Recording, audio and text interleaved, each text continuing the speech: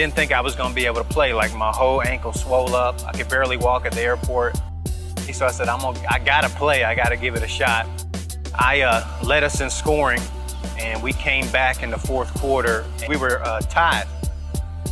And with 5 seconds to go, we got the ball. Call a timeout, I tell him, hey, I gotta have the ball in this situation. He gets me the ball, I drive down the lane. At the last second, their man goes up to block the shot. I dish it off to my roommate, he gets fouled. All right, with like 2 seconds to go, I'm like, perfect. Got this, make me look good right now. He gets up to the free throw line, brick. Second time, brick. They get the rebound, throw it out, I steal it, get fouled. 0.1 second on the clock, tie game, I'm at the free throw line.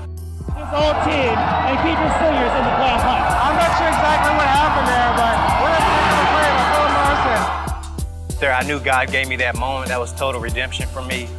Beat my old team, hit the shot, end of the game, we ended up winning. My first pro game in the Philippines was in front of 55,000 people in a soccer arena. You know, I'm walking the streets over here. I'm just a regular guy. Over there, you're their NBA player. And I saw that by doing the ministry clinics overseas. I saw the influence of it. And then God, through different means, opened my eyes that, hey, this is the purpose of the game of basketball in your life.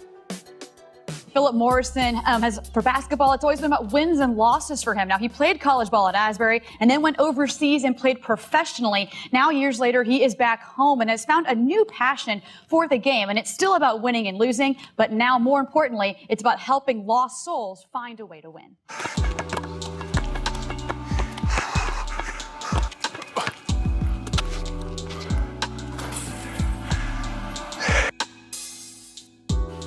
It was just a hashtag 2 years ago. That's all it was.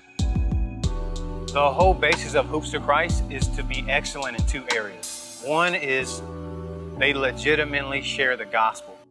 Ultimately, Jesus, his whole life, his focus was to honor the Father God and ultimately to be our salvation. Every single thing he did led up to that point.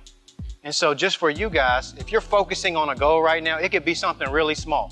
Write that down and figure out how can I focus on it to ignore the pain, the sacrifice, or even the shame that's going to come with trying to accomplish that.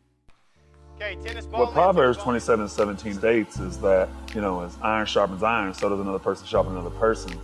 What we did from the very start is we started with one small group, about 10 kids. And what we did is we dared them to be, you know, to be that iron that so many kids outside of our community need. The other side is being high level and excellent and getting pro level training. The kids are going to listen to you because of the basketball. That's the bait. You know, that's how we get them. So what are you going to do once you have them with that platform? And so I'm completely convinced that no one's going to truly change in their heart unless God does it. The simple formula that I tell people is figure out something that you absolutely would do for free, and then figure out a way to do that the rest of your life. The way you know that is when you do it, it fills you up. You get energy from it. You get life from it. What I realized is that I love basketball to the point, you know, I got to a level where I was getting paid to do it, but I'm still that 10-year-old kid in the driveway just dribbling and playing one-on-one with Jordan.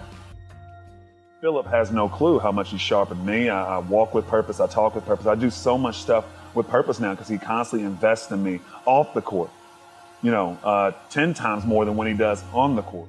We were supposed to go to D1 together. That's the crazy thing about it. There was a package deal to 2 different schools. He went to all of that and I stayed at Louisville. He had finally had a break in between playing basketball and normal life, so he came back to the University of Louisville. At that point, I'd already been a little bit established within the university and doing decent things, man, and he would always keep tabs on me. At this point, I still felt like I was arrogant, and I'm down and out. I'm feeling underappreciated, kicked down, bruised, everything in a emotional sense. So who comes to the door? It's Phillip. He comes up to me and says, T, I feel like I know where I need to go. I feel like God has called me to do something, but I know I can't do it alone. And that's when he came up with the mission of Hoops of Christ. That's where I finally dove deeper and deeper into the faith, and he had helped me, man.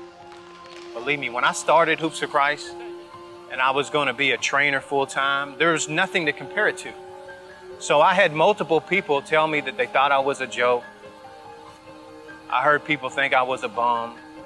So I said, look, I'm going to push all the chips into the center of the table and I'm going to bet on me.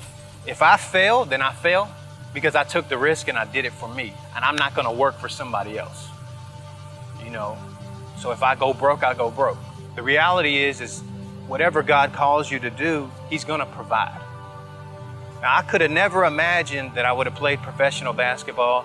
And then I could have never imagined of like, okay, I've got people from all over the world every week messaging me. And I have a little platform right now, but I figured out a way to make this a career. Whatever you're passionate about, whatever you do naturally, you don't even have to think it. That's your life. That's what God put you on this earth to do. Don't settle for anything else.